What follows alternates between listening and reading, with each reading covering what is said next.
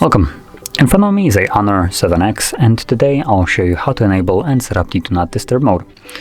So to get started, you will want to pull down your notification panel, expand it, and look for the toggle, which for me looks to actually not be enabled by default. So what you can do is tap on this pencil right over here and find it somewhere below here. And there it is for me, Do Not Disturb. So what you want to do is simply hold it.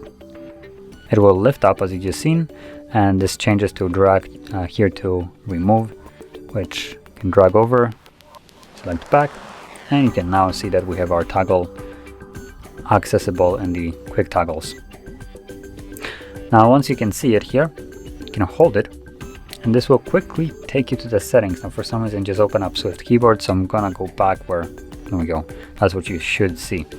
So we have settings right here, have enable, then we have a schedule, and then we have Do Not Disturb settings. So we have alarms only, don't interrupt, so just complete silence, and allow only priority interruptions, which I believe, yep, this one gives us a couple more options right here.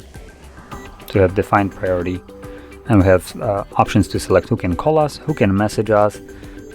We also have this toggle for repeated callers. If someone calls us twice within a 3-minute period, they will be able to bypass Do Not Disturb mode or altogether. And that's basically it.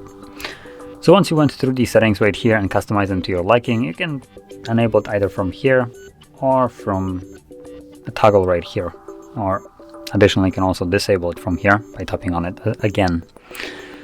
And if you are using the scheduled mode, as you've seen right here, all you need to do is make sure that this is toggled, and that's it. You don't need to enable it anywhere else. It will turn on and off at the given time. So as an example here, it's Saturday, Sunday from 10 p.m. to 7 a.m.